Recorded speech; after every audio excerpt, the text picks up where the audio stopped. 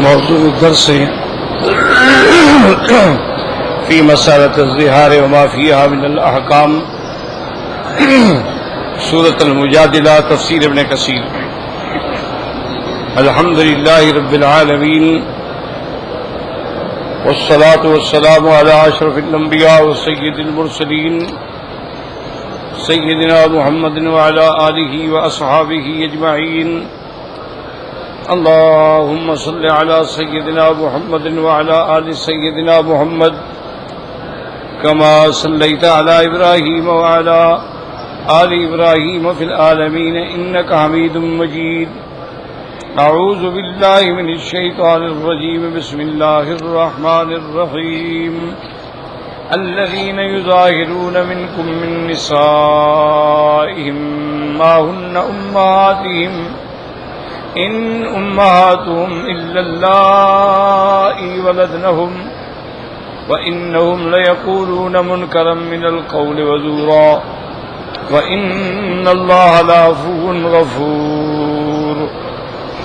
والذين يظاهرون من نسائهم ثم يعودون لما قالوا فتحرير رقبة من قبل أن يتماسا ذلكم توعظون به والله بما تعملون خبير.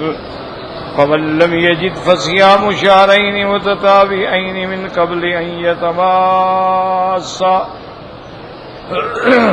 فمن لم يستطع فإطعام 60 مسكينا ذلك لتؤمنوا بالله ورسوله وتلك حدود الله وللكافرين عذاب أليم. قال المؤلف والمفسر رحمه الله تعالى أدام النفع بعلومه وعلومكم في الدارين آمين إلى أن قال فقوله تبارك وتعالى الذين يظاهرون منكم من نسائهم أصل الظهار مشتق من الظهر وذلك إن الجاهلية كانوا إذا ظاهر أحدهم من امرأته قال لها أنت علي كظهر أمي. ثم في الشرع كان الظهار في سائر الأعضاء قياسا على الظهر وكان الظهار عند الجاهلية طلاقا فأرخص الله لهذه الأمة وجعل فيها كفارة ولم يجعله طلاقا كما كانوا يعتمدونه في جاہلیتهم. هكذا قال غیر واحد من السلف.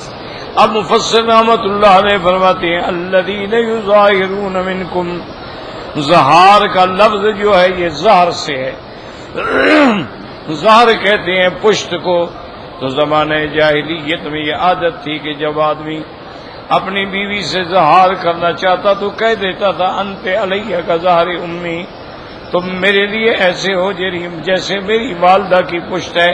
تو وہ عورت ہمیشہ کے لیے حرام ہو جاتی. اس کے بعد شریعت میں آیا کہ ضروری نہیں ہے کہ پشت کا لفظ کہے، کوئی کسی اور اعضاء سے بھی تشبیہ دے تب بھی وہ حرام ہو جاتی ہے. ثم فی الشرع کان الظہار فی سائر الاعضاء. تمام اعضاء جیسے کہ مثلا اس کی رانیں تمہاری میری ماں کی طرح کوئی لفظ بھی کہے گا ظہار ہو جائے گا.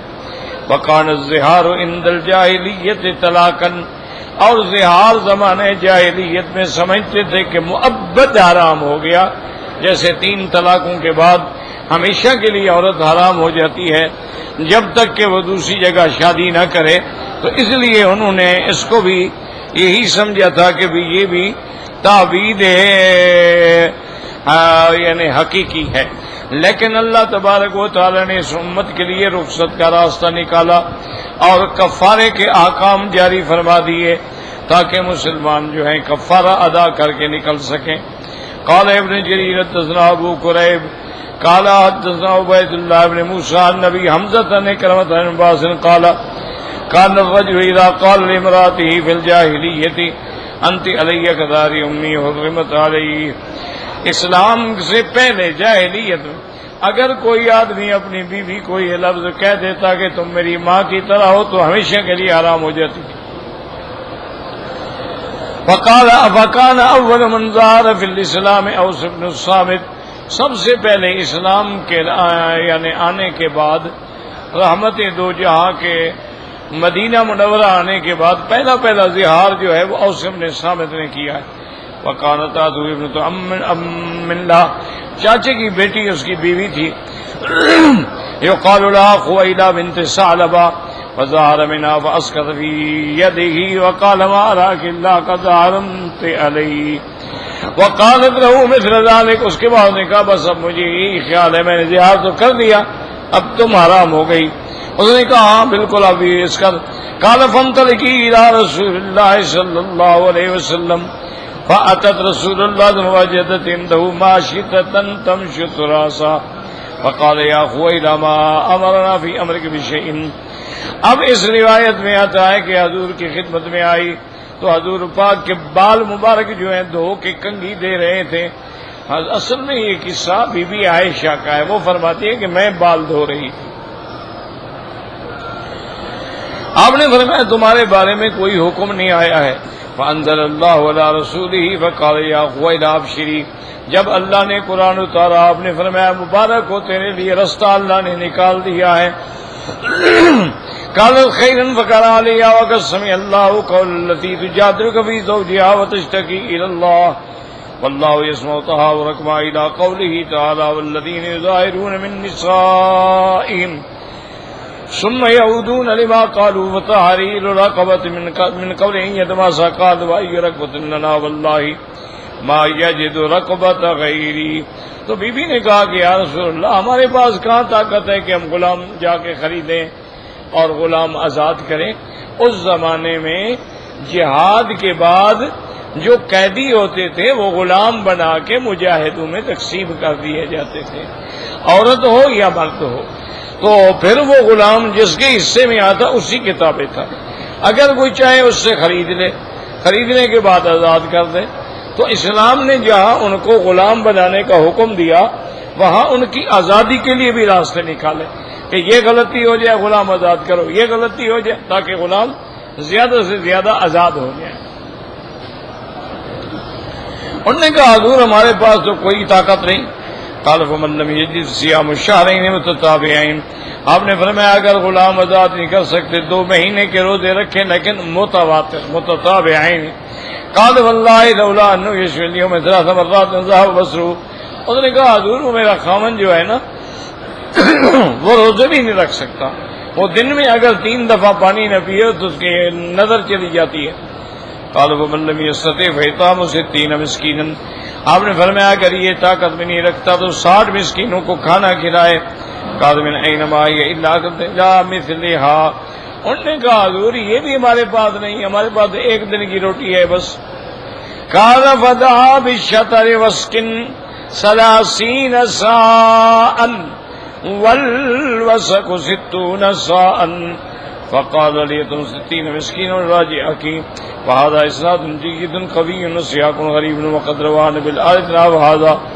تو آپ نے اس کے بعد فرمایا کہ یہ 30 سا ہیں اور 30 سا کی خود کرو، 30 کی میں مدد کرتا ہوں، 1 مسکین کو 1 سا دے دو، جب 60 مسکینوں کو دے دیں اب وہ آپ اس پہ حلال ہو گئی ہیں، پھر وہ آپ سے رجوع کر لیں۔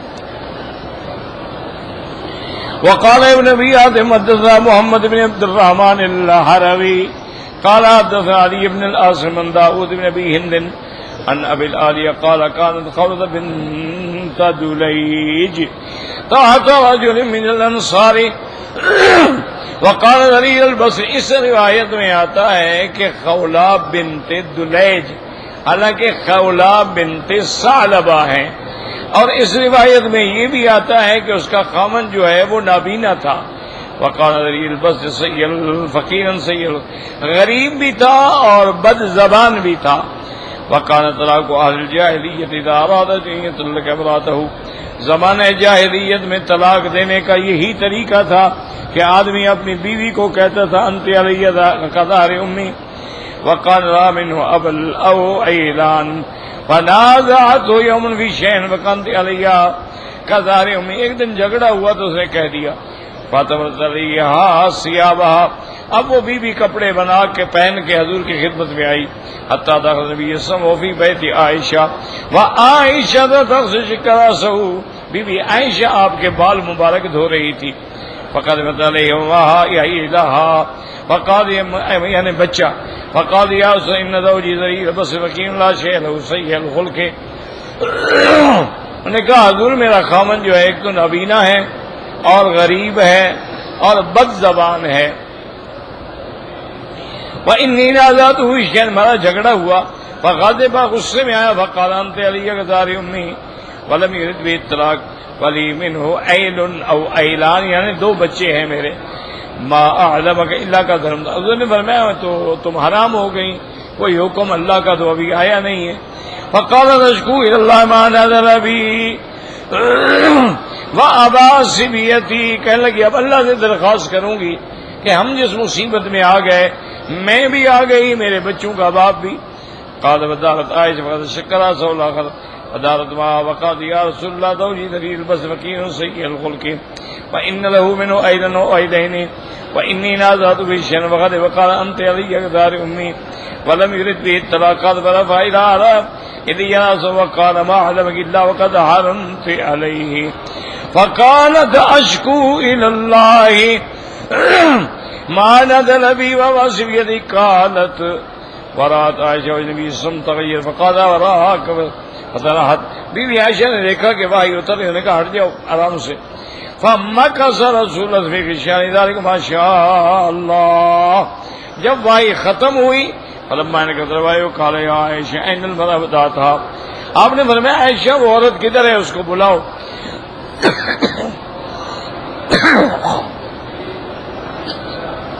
فقال لا رسول اللہ صلی اللہ علیہ وسلم اذهبی فاتنی بزوجک، آپ نے فرمایا جاؤ خامد کو لے کے آؤ. فانطلقت تسعى وجاءت به فاذا هو كما قالت، وہ بالکل نابینا بھی تھا اور فقیر بھی تھا اور بد خلق بھی تھا. فقال النبی صلی اللہ علیہ وسلم استعیذ باللہ السمیع العلیم بسم اللہ الرحمن الرحیم قسم اللہ قول الذی تجادلک فی زوجها الى قوله والذین یظاہرون من نسائهم ثم یؤذون ما قالوا. قال النبی صلی اللہ علیہ وسلم تجد رکبتا تعتقها من قبل ان تمس. آپ نے فرمایا غلام ہے، اس نے کہا لا یا رسول اللہ. قال افلا تستطيع ان تصوم شهرين متتابعين؟ قال والذي بعثك بالحق اني اذا لم اكل مرتين وسيكاد ان يشو بصري. انہوں نے کہا حضور میں روزے بھی نہیں رکھ سکتا، میں دن میں جب تک ایک دو دفعہ نہ کھاؤں تو میری نظر چلی جاتی ہے. قال فتستطيع ان تطعم 60 مسكينا، 60 مسکینوں کو کھانا کھلا سکتے ہو؟ نے کہا لا یا رسول اللہ الا ان تعیننی، آپ مدد کریں تو الگ بات ہے، میرے پاس تو کچھ بھی نہیں ہے. لا حول ولا قوة الا باللہ العلی العظیم. ختم.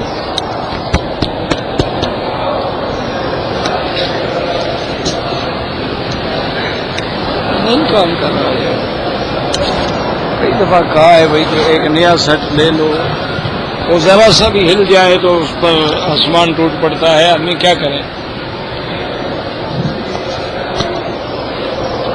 لا حول. چلتا ہے تو ہاتھ لگے گا پھر بند ہو جائے گا، بس یہ تو نہیں ہے کہ نہیں چلتا، چلتا تو ہے.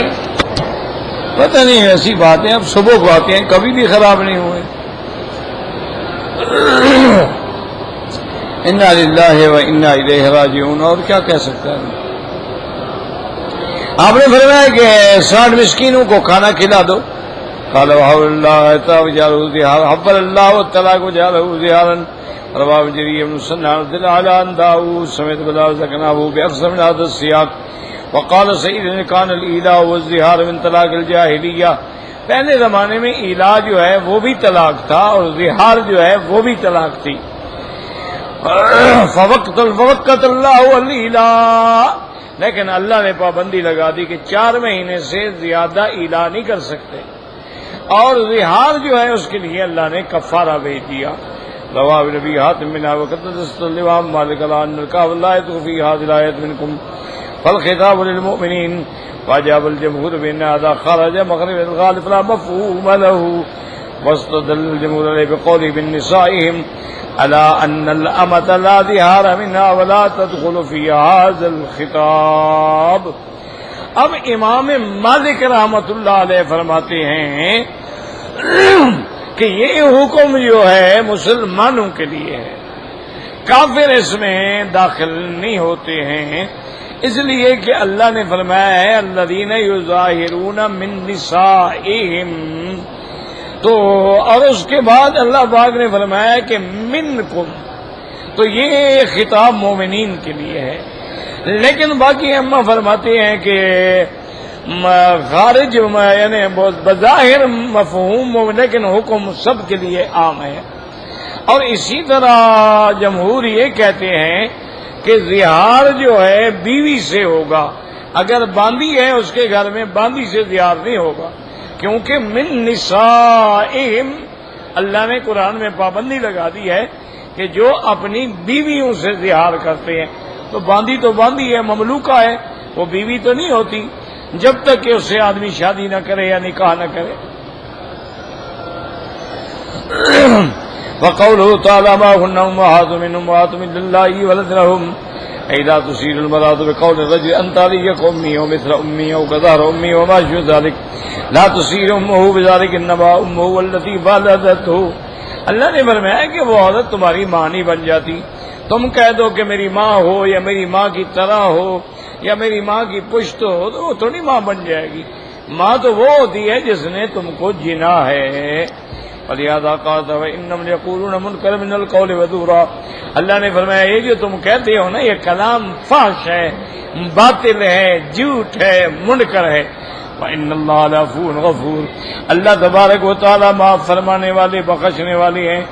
اے اما کان منکم فی حال الجاہلیہ وهكذا اذا ما خرج من سبق اللسان يستطيع ان يتكلم كما روى ابو داود سمع رجلا يقول لامرأته يا اختي فقال اختك هي، فهذا انكار ولكن لم يحرمها عليه بمجرد ذلك لأنه لم يقصده، ولو قصده لحرمت عليه، لأنه لا فرق بين الصحيح بين الأم وبين غيرها من سائر المحارم من أخت وأمة وخالة وما أشبه ذلك۔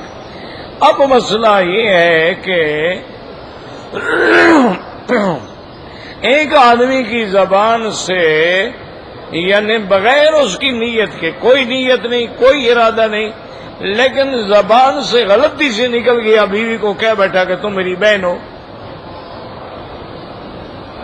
یا وجہ سے بلانے میں آدمی بھول جاتا ہے، یا جیسے مثلا عرب میں کہتے ہیں یا بنت، نام نہیں لیتے، لیکن اگر کہ یا بنتی تمہارا ہوگا میری بیٹی۔ اسی طرح اگر کوئی آدمی سبقت لسان میں بجائے کہنے کے کہ بیوی کا بیٹا بہن بات سنو، تو اس میں کوئی نہ زہار ہوگا نہ حرام ہوگا۔ مسئلہ سمجھ لیں، زہار تب ہوگا جب وہ نیت کر کے کہے کہ تم میری ماں کی طرح ہو، تم میری بہن کی طرح ہو، تم میری بیٹی کی طرح ہو، تو پھر زہار ہو جائے گا، ورنہ زہار نہیں ہوگا۔ ایک مسئلہ تو یہ سمجھ لیں۔ ایک مسئلہ ہوتا ہے کہ حالت اضطرار ہے یا توریہ فی الکلام ہے۔ کیا مانا کہ سیدنا ابراہیم الخلیل علیہ السلام کے زمانے میں جو بادشاہ تھا اس کی ایک بڑی بری عادت تھی کہ اگر کوئی آدمی اپنی بیوی کے ساتھ اس کے ملک میں سفر کر رہا ہوتا، اس کے ایجنٹ چھوڑے ہوئے تھے، وہ دیکھ لیتے کہ لڑکی جوان ہے، خوبصورت ہے، تو وہ پکڑ لیتا تھا اور پھر بے عزتی کرتا تھا۔ اگر کسی کی بہن ہو یا بیٹی ہو نہیں پکڑتا تھا، یعنی اس کا مزاج یہ تھا کہ عورت ہو شادی شدہ ہو، تاکہ اگر میں زنا کروں تو بعد میں مجھے کوئی خطرہ تو نہ ہونا۔ اگر کنواری لڑکی سے میں نے زنا کیا تو وہ تو راز کھل جائے گا. تو اس لیے وہ یہ کرتا تھا کہ اگر تو اس کی بہن ہے، بیٹی ہے، چھوڑ دو، بیوی ہے، وہ کہتا پکڑ کے لے آؤ.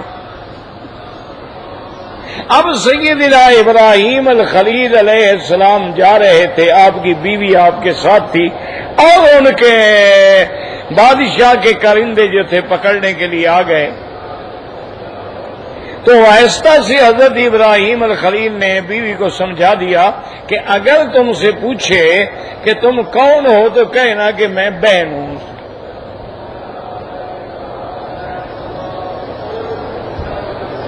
تاکہ تمہاری عزت بچ جائے. وہ بیوی چلی گئی، انہوں نے پوچھا کہ کون ہو تو اس نے کہا تو میں تو بہن ہوں ان کی. اچھا، ان کے کارندوں نے سیدنا ابراہیم علیہ السلام سے بھی پوچھا کہ یہ کون ہے؟ تو آپ نے فرمایا اختی، میری بہن ہے. اب وہ چھوڑا نہیں، انہوں نے بہرحال وہ لے گئے. اللہ کی شان یہ ہے کہ وہاں جب گئی بی بی تو اس نے کہا کہ تم کون ہو؟ اس نے کہا میں بہن ہوں. اس نے کہا نہیں، مجھے پتا ہے تم اس کی بیوی ہو اور تم اپنی آپ کو بچانے کے لیے جھوٹ بول رہی ہو، لیکن میں تمہیں نہیں چھوڑوں گا. بڑی خوبصورت بیوی تھی. تو اب وہ ظالم برے ارادے سے اٹھا کے پکڑے تو اللہ پاک نے اس کو وہی روک دیا، چلنے کے قابل ہی نہ رہا. اب وہ ڈر گیا. اس نے کہا ایسا کرو، مہربانی کرو، تم مجھے معاف کر دو اور اللہ سے دعا کرو، یہ میں تو بالکل شرل ہو گیا، پیرالائز ہو گیا ہوں. تو آپ نے دعا کی، وہ ٹھیک ہو گیا. وہ بدبخت پھر پکڑنے لگا. تو اس کے بعد دوبارہ اس میں وہی اٹیک ہوا. آخر اس نے چھوڑ دیا. ایک کنیز بھی آپ کو دی کہ یہ آپ کی بطور خدمت گزار ہیں اور آپ جائیں. ہدایہ بھی دیے، کپڑے بھی دیے، سامان بھی دیا اور واپس بھیج دیا. حضرت ابراہیم علیہ السلام نماز پڑھ رہے تھے، فارغ ہوئے، فرمایا کیا ہوا؟ تم نے واقعہ سنایا. تو اب یہ ہے کہ ابراہیم علیہ السلام نے بھی تو کہا کہ میری بہن ہے. پہلی بات تو یہ ہے کہ اللہ کے نبی تو کبھی جھوٹ ہی نہیں بولتے، وہ تو پاک ہوتے ہیں، معصوم ہوتا ہے پیغمبر. خدا نہ کرے، خدا نہ کرے، خدا نہ کرے پیغمبر کی زبان سے بھی جھوٹ نکل جائے تو پھر شریعت کا کیا اعتبار؟ اس لیے اللہ نے اپنے انبیاء کو معصوم بنایا ہے. تو علماء نے لکھا کہ ابراہیم علیہ السلام نے توریہ کیا تھا اور بطور تعویل کہا تھا کہ اس وقت اس دھرتی پر، اس ملک میں، اس مقام پہ مسلمان یا ابراہیم تھے یا آپ کی بیوی تھی. تو بطور ایمان تو بہن ہے نا، انما المؤمنون اخوۃ، ایمان والے تو آپس میں بھائی بہن ہیں. اور تو مومن تھا کوئی نہیں نا. اس اعتبار سے آپ نے کہہ دیا. اور مقصد توریہ فی الکلام، اس کو کہتے ہیں توریہ، یہ جھوٹ نہیں ہوتا، معنی ہوتا ہے قسم سے بچنا. جیسے سیدنا ابو بکر رضی اللہ تعالی عنہ فرماتے ہیں کہ ہجرت والی رات جب آقا دو عالم، رحمت دو عالم سیدنا محمد مصطفیٰ صلی اللہ علیہ وسلم تشریف لے جا رہے تھے، طے یہ ہوا تھا، حضور نے فرمایا کہ میں آگے چلوں گا، تم دور تھوڑا تھوڑا میرے پیچھے آنا، کٹھے نہ چلیں تاکہ دشمن کو شک نہ پڑ جائے. تو حضرت ابو بکر فرماتے ہیں خدا کی شان ہے، حضور آگے چلے گئے، میں ایسا پیچھے رہ گیا. ایک کافر نکل آیا،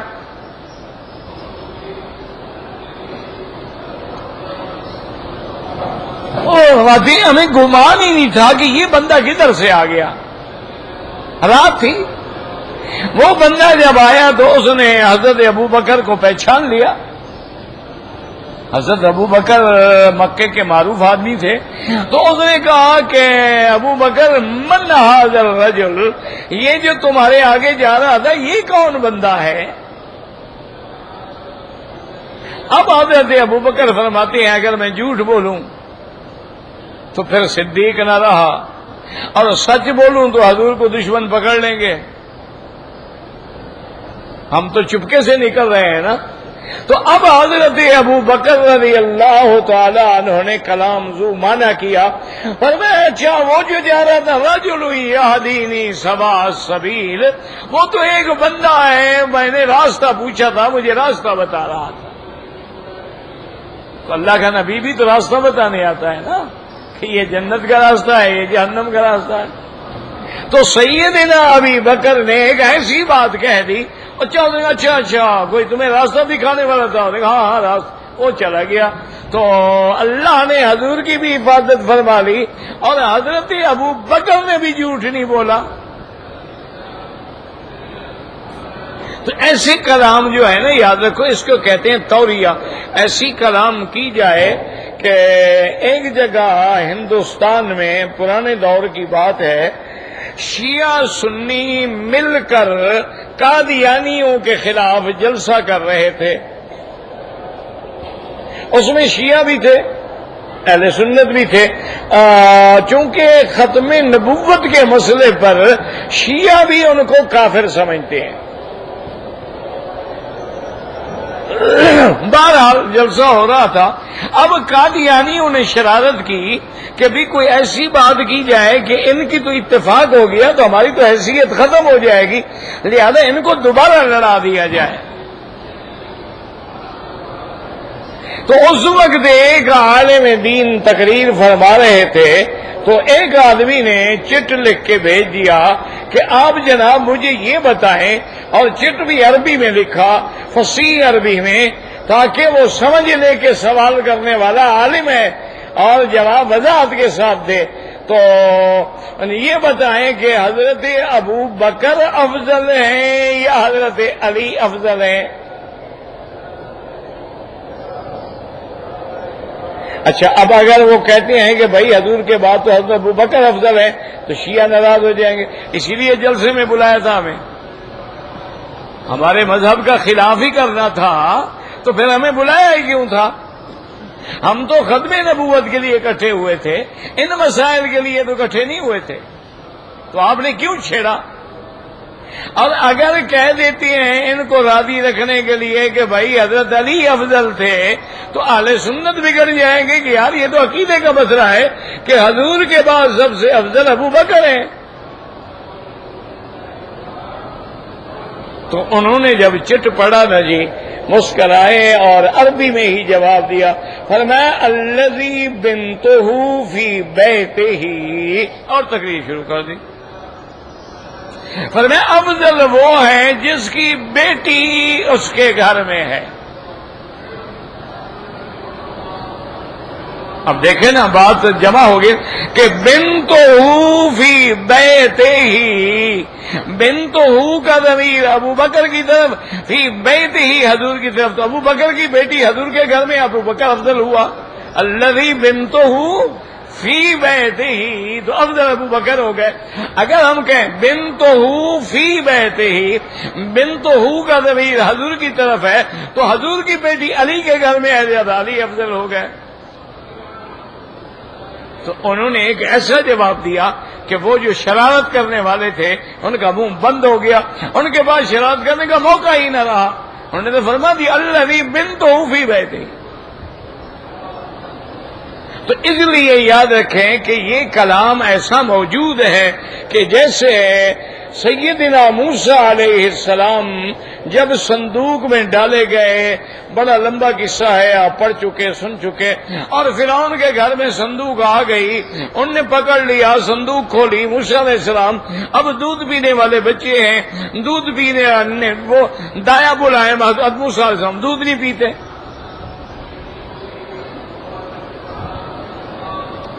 اب کسی کو یہ پتا تو نہیں ہے نا کہ یہ تو اللہ کے فیصلے ہیں.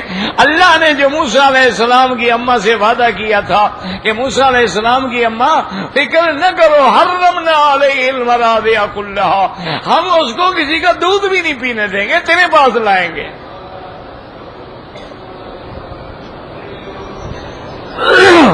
اب بہن جب پہنچی وہاں دیکھا کہ موسیٰ علیہ السلام ہیں، رو رہے ہیں اور کئی عورتیں آ رہی ہیں. بادشاہ کی بیگم تھی، اس نے تو سارے شہر کی عورتیں بلا لی اور جو سینے سے لگاتی ہے موسیٰ علیہ السلام رونا شروع کر دیتے ہیں. قالت هل ادلكم على آل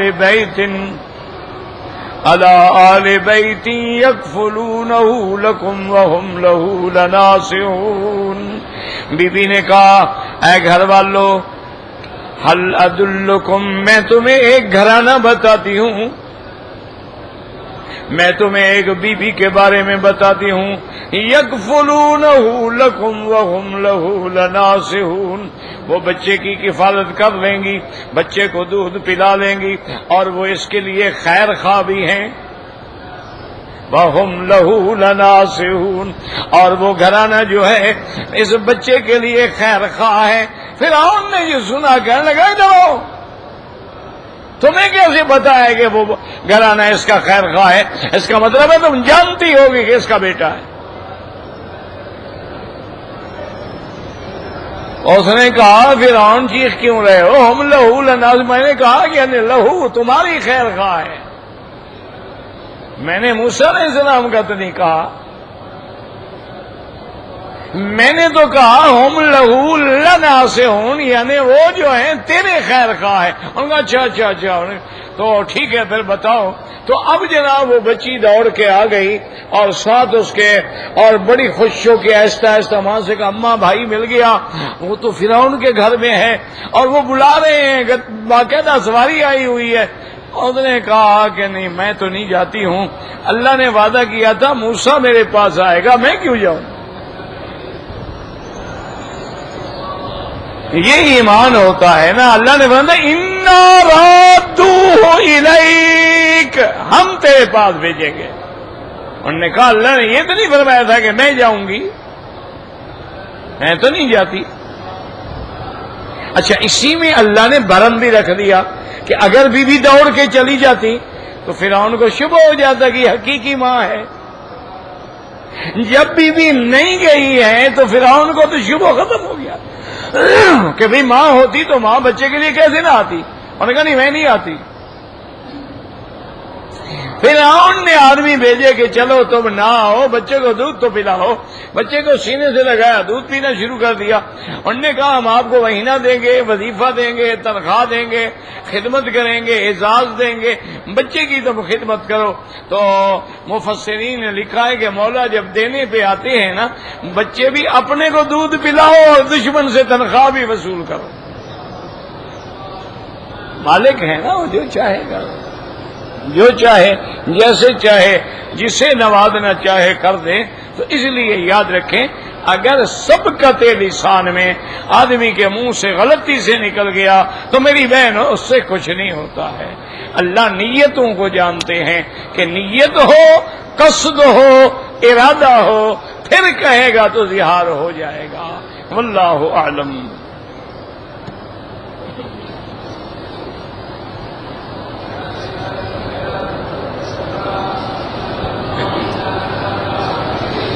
تفسیر ابن کثیر سورۃ الحدید، پتہ نہیں کیا مطلب.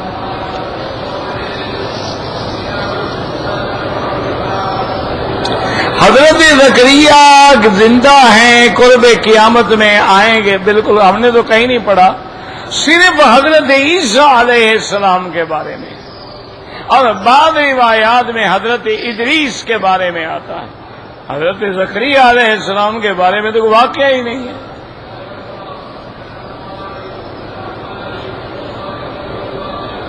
جوان بیٹا ہے، اس کو ویزا نہیں ملا ہے تو اس کے لیے عمرہ کرنا ضروری نہیں ہے. آپ اپنے لیے کریں، پھر دعا کریں اللہ جس کو چاہے ثواب عطا فرمائے.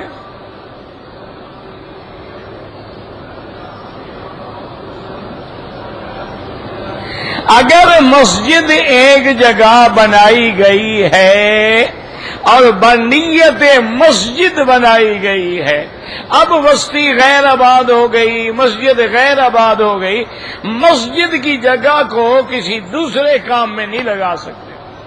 اس ایریے کو بند کر دو، باقی کاشت کرو.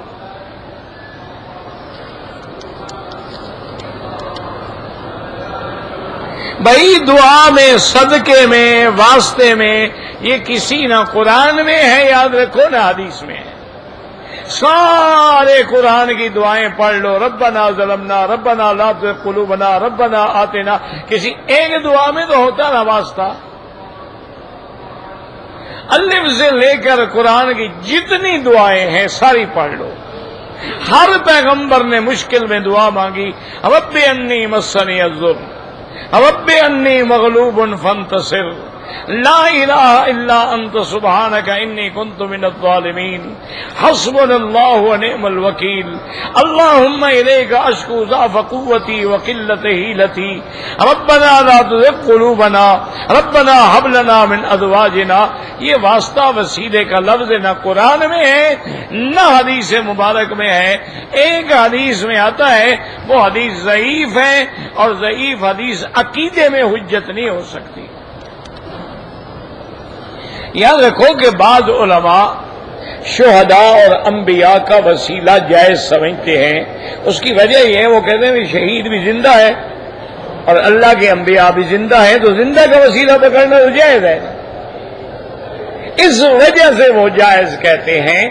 لیکن یاد رکھو وہ حیات برزخی ہے، وہ حیات دنیاوی نہیں ہے۔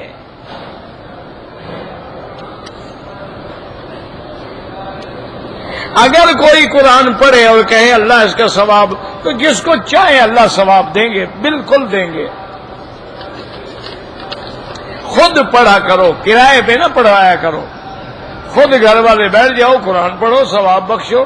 تم کہتے ہو ہر کام جو ہے ٹھیکے پہ ہو، بلڈنگ بنانے کے لیے بھی ٹھیکیدار ہو، بخشنے کے لیے مولوی ٹھیکیدار بلاؤ، ان کو یہ کہا حلوے کی دیگ کھلا دیں گے اور بخش دے، کیوں بخش دے گا؟ پاگل ہو گیا ہے۔ پڑھے گا وہ اپنے ماں باپ کو بخشے گا، تمہارے ماں باپ کو کیوں بخشے گا؟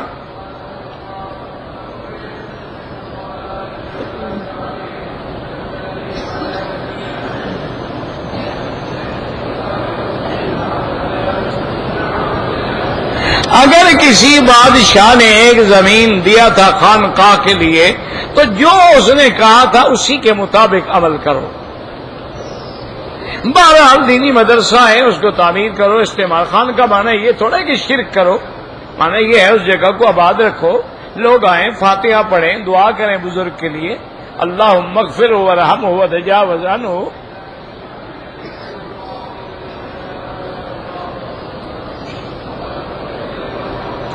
اگر آپ ڈرائیور ہیں، مدینہ منورہ آتے جاتے ہیں، آپ کے لیے کوئی ضروری نہیں کہ ہر دفعہ احرام بند ہو۔ بابا حضرت زکریا کی حیات کا میں نے آپ سے سنا ہے، ہم نے تو آج تک نہیں پڑھا، نہ کسی کتاب میں، نہ قرآن میں، نہ تفسیر میں، نہ حدیث میں، آپ کے چتر میں نے پڑھا ہے۔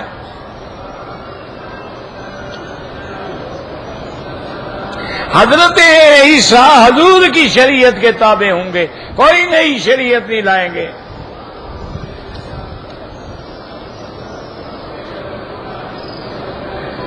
حضرت عیسیٰ کے بارے میں تاریخ کی کتابوں میں آتا ہے، انہوں نے شادی کی، طلاق دی۔ تاریخ سچی ہے یا قرآن سچا ہے؟ تم تاریخ پڑھتے رہو، ہم قرآن و حدیث پڑھتے رہیں گے۔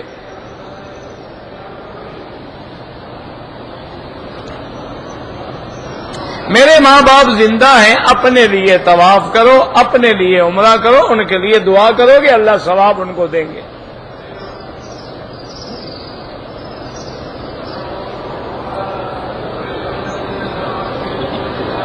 میں نے ایک بچی کو اپنا بیٹی بنایا ہوا ہے، اس کو طواف کرائیں، وہ آپ کی حقیقی بیٹی نہیں ہے اور نہ آپ کی وراثت میں وہ حقدار ہے۔ اپنی زندگی میں کچھ دے دو اس کو۔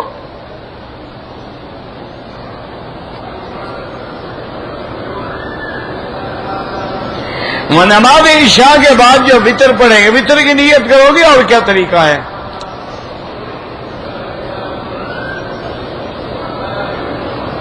کہتے ہیں کہ زمانے جاہلیت میں حضرت عمر رضی اللہ تعالی عنہ نے اپنی بیٹی کو زندہ دفن کیا تھا۔ یہ بالکل جھوٹ ہے، کسی شیعہ نے گڑا ہوگا۔ نہیں، مجھے آپ یہ بتائیں ان مسائل سے آپ کو ضرورت کیا ہے؟ کبھی حضرت زکریا کو اتار رہے ہو، کبھی حضرت عمر کی بیٹی دفن کروا رہے ہو، کیا ہے؟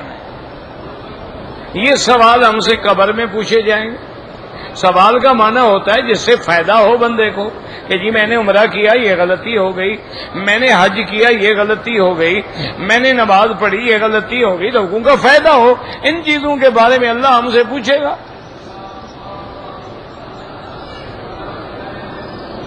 اب دیکھو جیسے بعض لوگ کہتے ہیں کہ حضرت عمر نے، ایک آدمی ہے لکھنے والا، قلم بھی ایک ہے چٹ بھی ایک ہے، اور حضرت عمر نے بی بی فاطمہ پر دروازے کو جو دھکا دیا اور دروازہ جو گرا تو بی بی فاطمہ کا حمل گر گیا، تو حضرت علی کہاں گئے تھے؟ نہ اچھا مشکل کشا ہے کہ بیوی کا حمل گرا رہا ہے عمر اور وہ گھر میں بیٹھے ہوا ہے منہ چھپا کے، تو حضرت علی کو پکڑو نا جس کی بیوی کے ساتھ ظلم ہوا ہے۔ حضرت حسن حسین کو پکڑو کہ تمہاری اماں کے ساتھ عمر یہ کریں، آپ گھر بیٹھے ہوئے ہیں۔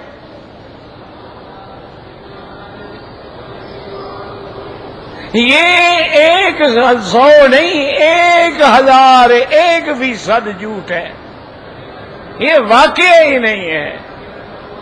حضرت عمر کو کیا طاقت ہے کہ بی بی فاطمہ الزہرا رضی اللہ تعالی عنہا کو ہاتھ لگا سکیں یا دھکا دے سکیں؟ بی بی فاطمہ تو حضور کے جگر کا ٹکڑا ہے، فاطمہ تو بضعۃ منی من احبها فقد احبنی ومن ابغضها فقد ابغضنی۔ یہ تو ایسے شاید شیعہ حضرات نے لوگوں کو رلانے کے لیے قصے بنائے ہوئے ہیں، ان کا مقصد یہ ہوتا ہے کہ کسی طرح رلانا تو ہے نا۔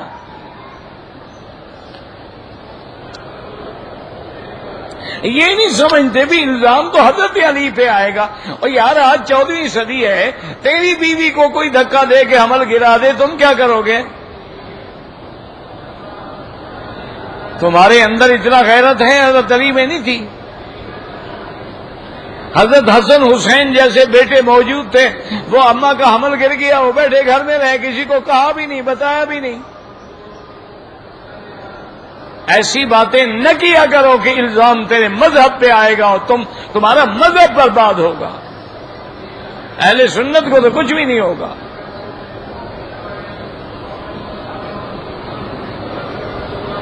کہتے ہیں کہ جی حضرت عمر نے حضور صلی اللہ علیہ وسلم کو عبداللہ ابن ابی کے جنازہ پڑھنے سے منع کیا تھا، بالکل کیا تھا، یہ صحیح ہے۔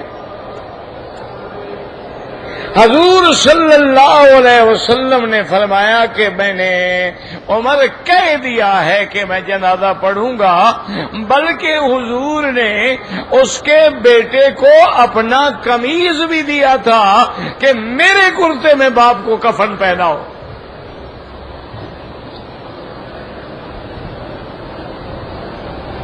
حضرت عمر رضی اللہ تعالیٰ عنہ کہتے ہیں کہ اللہ جانے مجھ میں اتنی جرت کیسے آ گئی کہ میں نے حضور کے دامن کو پکڑ لیا۔ میں نے کہا یا رسول اللہ تصلی علیہ، اس ظالم کا جنازہ پڑھا رہے ہیں آپ،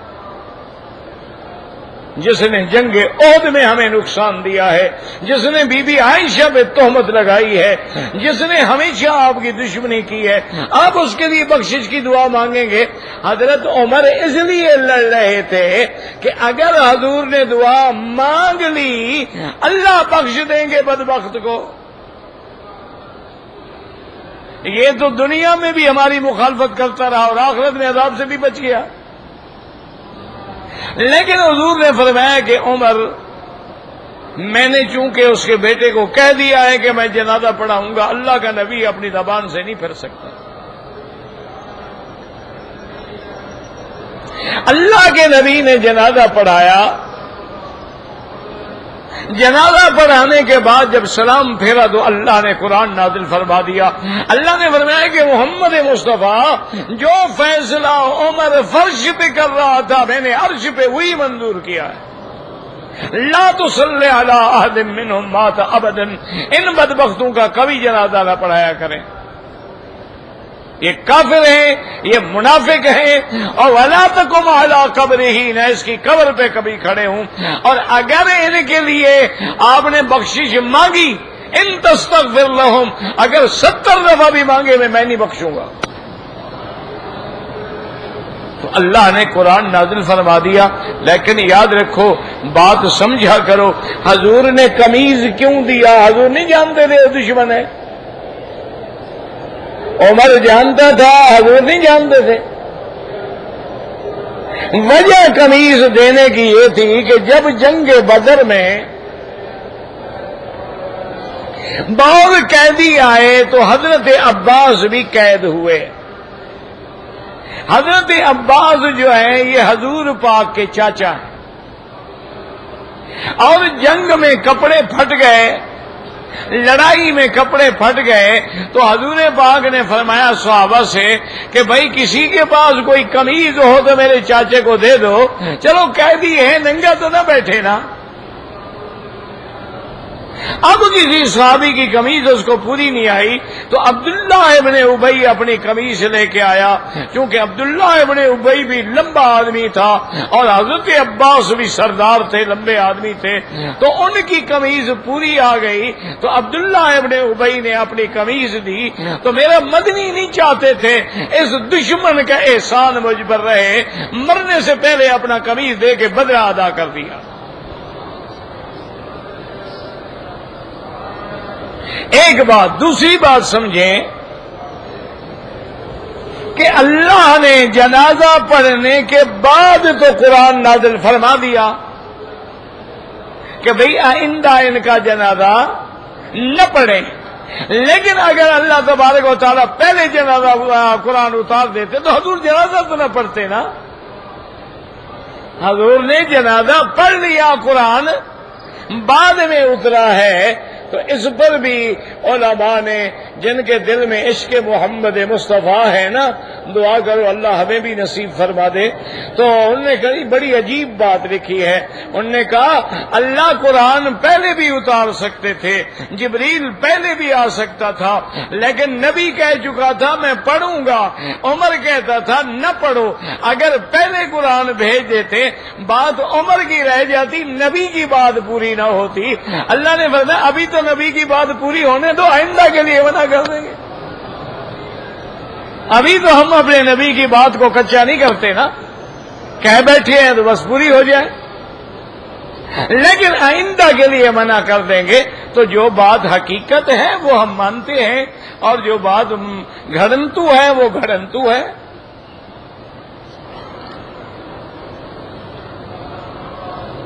اگر ہم میقات پہ پہنچ جائیں لیکن عصر کے بعد کا وقت ہے، کوئی نماز پڑھنی ضروری نہیں، بس بغیر نماز پڑھے ہوئے لبیک بعمرۃ لبیک اللہم لبیک کہہ کے آ جاؤ.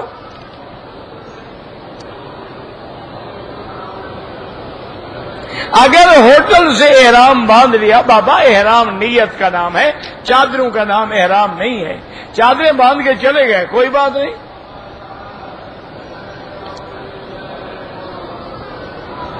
کہتے ہیں جی کہ ڈاکٹر نائک جو ہیں وہ کس مسلک کے ہیں، ان سے پوچھو.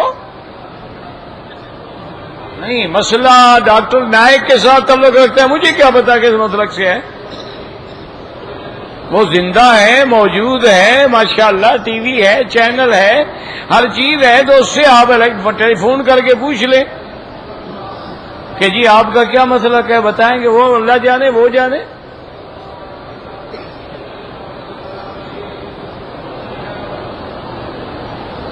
اگر کوئی آدمی بیوی زیادہ باتیں کرے تو وہ کہہ دے خالہ میاں یا اماں دادی چپ کر جا، تو اس کی نیت حرام کر دیں گے. نہیں تھی تو نہیں ہوگا حرام. لیکن اس کے علاوہ تمہارے پاس کوئی لفظ نہیں ہے، ضروری دادی کو، ماں کو، نانی کو درمیان میں لانا ہے. نہیں، ویسے کہہ دو کہ محترمہ چپ ہو جاؤ، ویسے کہہ دو کہ جناب آج عرض کرتا ہے خدا کے لیے میرے حال پہ رحم کر کے بکواس بند فرما دیں. ضروری کہنا ہے کہ دادی اماں، خالہ اماں، بڑی اماں. مانے یہ ہے کہ یہ بدبخت ماں سے بھی تنگ تھا، جیسے اب بیوی سے تنگ ہے، یہ ماں سے بھی تنگ تھا. ماں اس کو نصیحت کرتی تھی، اس کو وہی یاد آتی ہے کہ اچھا تم بھی ماں بن گئی ہو.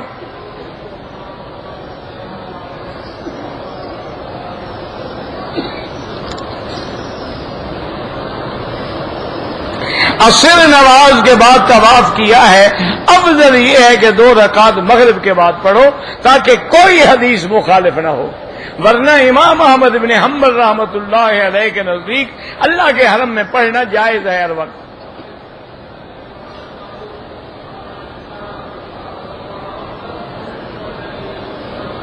اگر ایک عورت عمرے سے آئے، طواف کر لیا، 2 رکعت بھی پڑھ لی، صفا شروع کرتے ہوئے حیض آ گیا، صفا پورا کر لے، کوئی حرج نہیں۔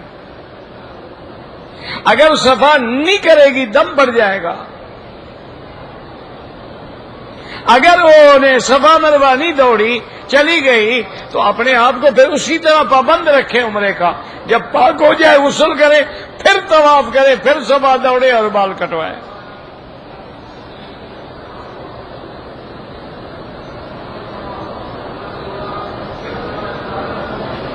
اگر کوئی عورت مدینہ منورہ سے آ رہی ہے اور حیض آ گیا، بالکل نیت کر لے، حیض میں نیت ہو سکتی ہے، نماز نہیں پڑھے گی، غسل کر لے گی، اس کے بعد لبیک اللہم لبیک پڑھتے ہوئے آ جائے، گھر میں رہے، ہوٹل میں رہے، جب پاک ہو جائے غسل کر کے عمرہ پورا کرے۔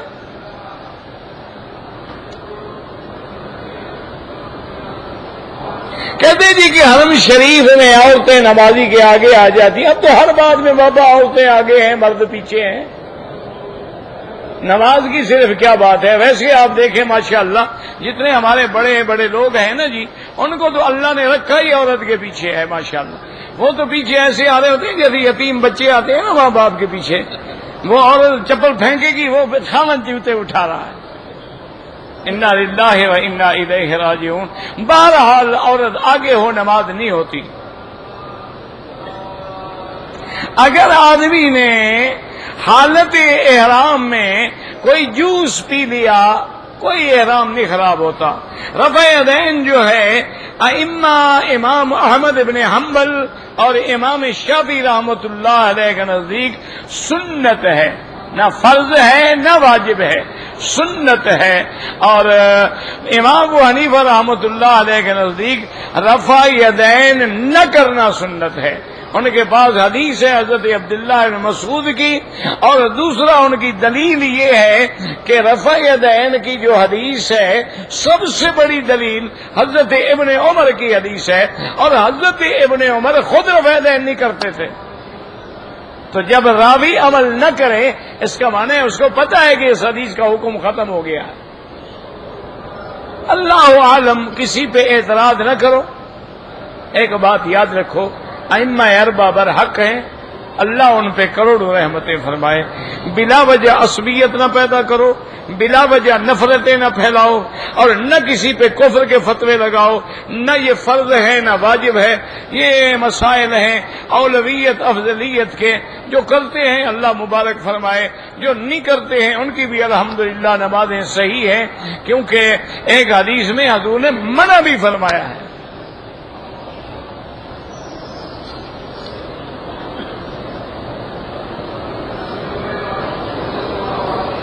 چکر کے میرے میں بن فرمائے، پتہ نہیں کیا، ایک چکر فنا سے میرا پھر بیرا، پتہ نہیں کیا ہے، اللہ عالم۔ ہم نے مسجد عائشہ سے عمرہ کیا ہے، ہوٹل میں جا کے ایک دوسرے کے بال کاٹے، کوئی بات نہیں۔ اگر آتے ہوئے عورت حیض تھا لیکن نیت کر کے آئی ہے یا نہیں، اگر نیت کر کے بھی نہیں آئی عمرہ بھی کرے اور دب بھی ادا کرے۔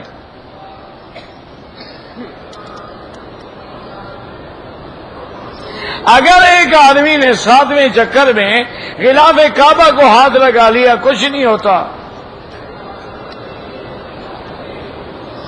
اگر دونوں آدمی طواف کر چکے ہیں، صفا مروہ دوڑ چکے ہیں، ایک دوسرے کے بال کاٹیں، کوئی حرج نہیں۔ اگر آدمی 10 روزے رکھنے ہیں، یہاں رکھو تو ثواب زیادہ ہوگا، ورنہ اپنے ملک میں بھی جائز ہے۔ اپنے گھر سے عمرہ نہیں ہوتا جب تک حد حرم کے باہر نہ جاؤ۔ اللہ کے بندے، اگر حد حرم کے اندر اندر عمرہ ہو جاتا تو حضور بی بی عائشہ کو باہر کیوں بھیجتے؟ حرم میں تو بیٹھے ہوئے تھے، آپ معابدہ میں موجود تھے، وہیں سے کہتے احرام باندھ لو اور عمرہ کرو، یہ اتنا کہتے بھائی کو لے کے تنعیم جاؤ۔ اتنی واضح حدیث ہے، پھر بھی ایک لفظ آگے حدیث میں اہل مکہ من مکہ تھا، بس اس کو یاد کر رکھا ہے، وہ حج کے لیے ہے۔ عمرے کے طواف میں نظر نیچے رکھو، ہر طواف میں نظر نیچے رکھو۔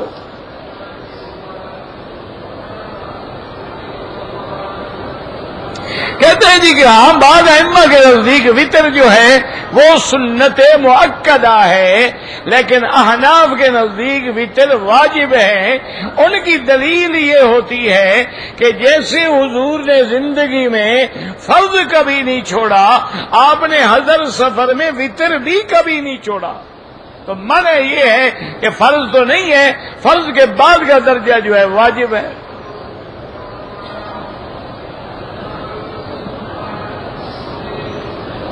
کہتے جی کہ ہاں میدان حشر میں جب اٹھیں گے تو سب کی داڑیاں ہوں گی، اور جناب نوجوان ہوں گے ماشاءاللہ 33 سال کے، وہاں بوڑھا بنا کے اللہ میاں تھوڑا اٹھائیں گے۔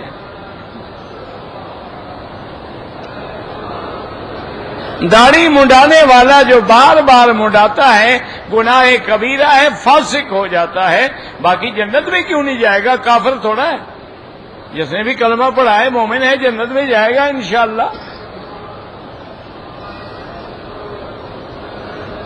حج عمرہ کرنے سے نمازیں کی قضا باقی رہتی ہے، یہ تھوڑا ہے عمرے کرتے رہو نمازیں قضا کرتے رہو۔ مسجد نماز حرم میں ایک نماز کا 1,00,000 گنا ثواب ہے، 1,00,000 عدد نہیں پورا ہو جاتا، ورنہ تو پھر 5 نمازیں پڑھنے کی کیا ضرورت ہے؟ ایک نماز پڑھو اور گھر جاؤ، 1,00,000 ہو گیا۔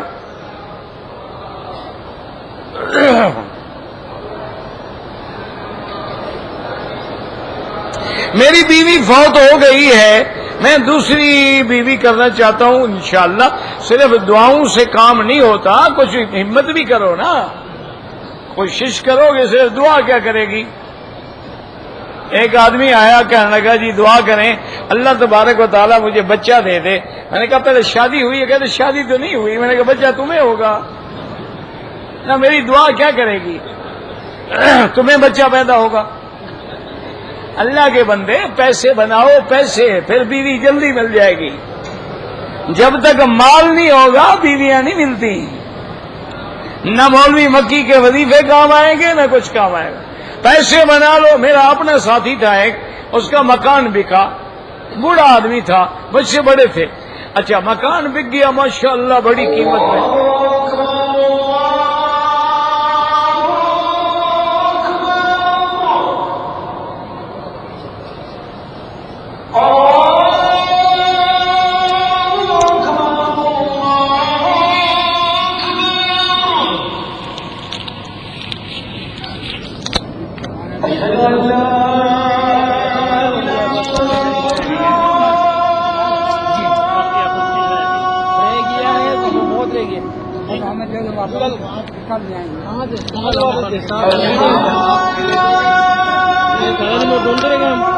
ہم